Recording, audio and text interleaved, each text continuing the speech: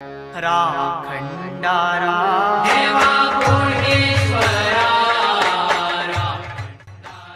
नमस्कार मित्रांनो, माझे नाव धनेश आहे आणि गोव्याच्या कथांच्या आणखी एका भागामध्ये आपले स्वागत आहे।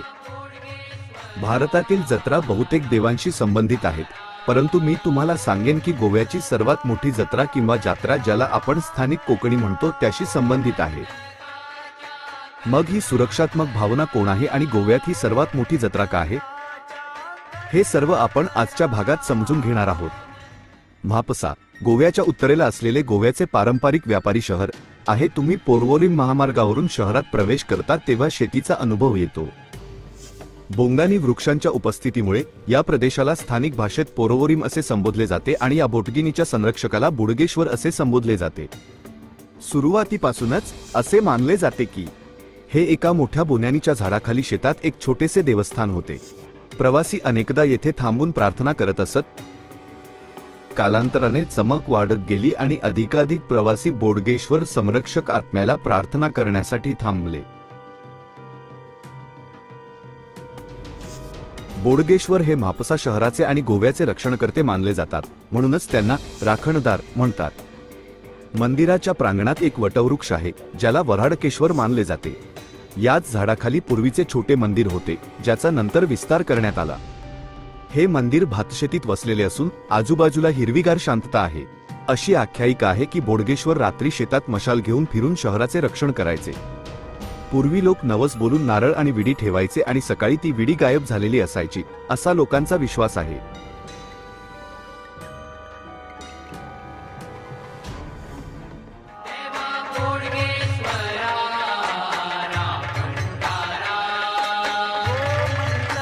म्हापसा शहराचा राखणदार म्हणूनही ओळखला जाणारा बोडगेश्वर या परिसराचा संरक्षक आहे। असे मानले जाते तुम्ही लोकांना बोडगेश्वर पाव रे म्हणताना ऐकले असेल। याचा अर्थ असा आहे की बोडगेश्वर मला मदत करा। आपत्कालीन परिस्थितीत जेव्हा लोकांना रात्री घरी पोहोचण्यास त्रास झाला असेल किंवा नकारात्मक ऊर्जेचा परिणाम झाला असेल तेव्हा येथील लोक बोडगेश्वर पाव रे असे देवाला हाक मारतात। असे मानले जाते की एकदा जवळच्या गावातून बाप आणि त्याचा मुलगा जत्रेला गेले असता प्रचंड गर्दीमुळे दोघेही वेगळे झाले आणि तासनतास शोध घेऊनही वडिलांना मुलगा सापडला नाही। वडील घामाने आणि अश्रूंनी वाहून गेले। वडिलांनी बोडगेश्वरला प्रार्थना केली आणि म्हणाले, मला मदत करा, कृपया माझा मुलगा घरी परता आणि निरोगी होईल याची खात्री करा। मग घरी परतल्यावर वडिलांना त्यांचा मुलगा त्याची वाट पाहत असल्याचे दिसले। तो आपल्या मुलाला विचारतो, तुला घरी परतण्याचा मार्ग कसा सापडला? त्यावेळी मुलगा उत्तर देतो, आजोबांनी मला जत्रात शोधून घरी आणले। त्याने मला प्रवेशद्वारावर सोडले आणि मग अचानक पाठी पाहिले तर ते आजोबा गायब झाले। मुलांची कहाणी ऐकून वडिलांना कळले की हे दुसरे कोणी नसून बुडगेश्वरनेच आजोबाचे रूप धारण केले होते। यासारख्या कथा तुम्हाला इथल्या नकाशातल्या प्रत्येक पर्यायी व्यक्तीकडून अनुभवायला मिळतील, पण त्यावर विश्वास ठेवणं किंवा न ठेवणं ही तुमची निवड आहे।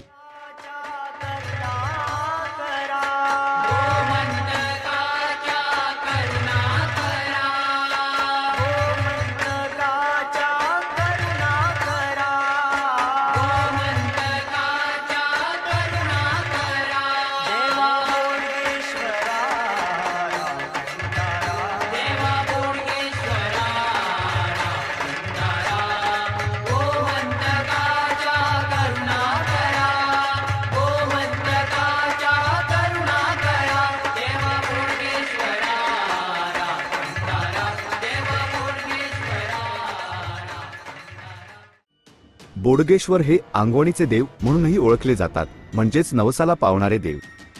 नवविवाहित जोडपी, विद्यार्थी, पीडित लोक आणि शेतकरी येथे आशीर्वाद घेण्यासाठी येतात। व्यावसायिक लोक रविवारी मंदिरात जाऊन व्यवसायात भरभराटीसाठी प्रार्थना करतात। पौष महिन्यात डिसेंबर जानेवारी बोडगेश्वराची मोठी जत्रा भरते। ही जत्रा अनेक दिवस चालते आणि यात विविध धार्मिक आणि सांस्कृतिक कार्यक्रम होतात। या जत्रेत देश विदेशातून भाविक सहभागी होतात। मंदिर फुले, दिवे आणि रंगांनी सजवले जाते।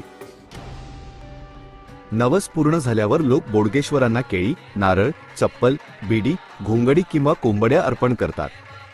अर्पण केलेल्या कोंबड्या मंदिराच्या आवारात न सोडता जवळच्या शेतात सोडल्या जातात। देवा बोडगेश्वर हे गोव्याच्या संस्कृतीत आणि लोकांच्या हृदयात एक महत्त्वाचे स्थान राखून आहेत। त्यांच्याशी जोडलेल्या अनेक कथा आणि श्रद्धा आजही लोकांच्या मनात जिवंत आहेत.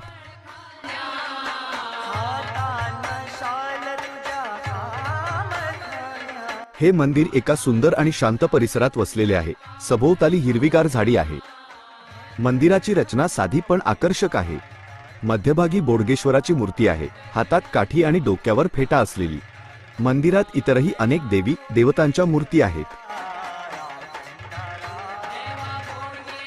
असे मानले जाते की पूर्वी या परिसरात गुराखी आपल्या गायी म्हशी चरायला घेऊन येत असत. त्यांनीच येथे दिवा लावायला सुरुवात केली. या परिसरात केवड्याची झाडे बोडगिणी भरपूर होती, त्यामुळे देवाचे नाव बोडगेश्वर पडले, अशी एक आख्यायिका आहे. काही लोकांचे असेही म्हणणे आहे की बोडगेश्वर रात्रीच्या वेळी म्हापसा शहराचे रक्षण करतात. बोडगेश्वर हे केवळ म्हापसाचेच नव्हे तर संपूर्ण गोव्याचे रक्षक मानले जातात.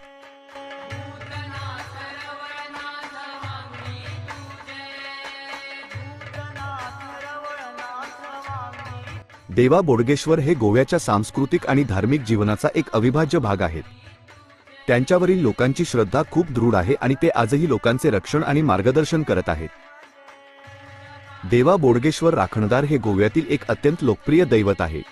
राखणदार या नावाचा अर्थ रक्षणकर्ता असा आहे आणि हे नाव गोव्यातील लोकांचे संरक्षक म्हणून देवतेची भूमिका दर्शवते.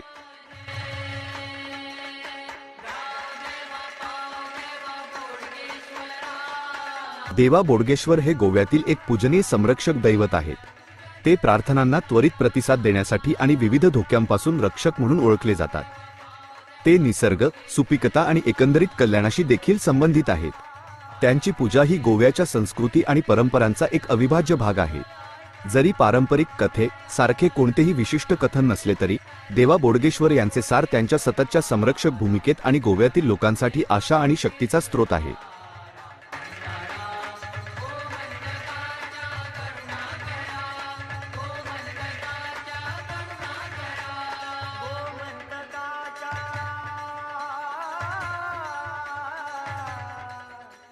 हा व्हिडिओ अगदी शेवटपर्यंत पाहिल्याबद्दल तुमचे खूप खूप आभार. तुमच्या आयुष्यातला तुमचा आवडता जत्रेचा क्षण कोणता हे तुम्ही खाली कमेंट सेक्शनमध्ये ते सांगायला विसरू नका आणि लाईक, शेअर आणि सबस्क्राईब करायला विसरू नका. मी तुम्हाला पुढील एपिसोडसाठी भेटणार आहे. तोपर्यंत आनंदी रहा, सुरक्षित रहा आणि तुमच्या प्रियजनांची काळजी घ्या. बोडगेश्वर देव तुमचे बरे करो.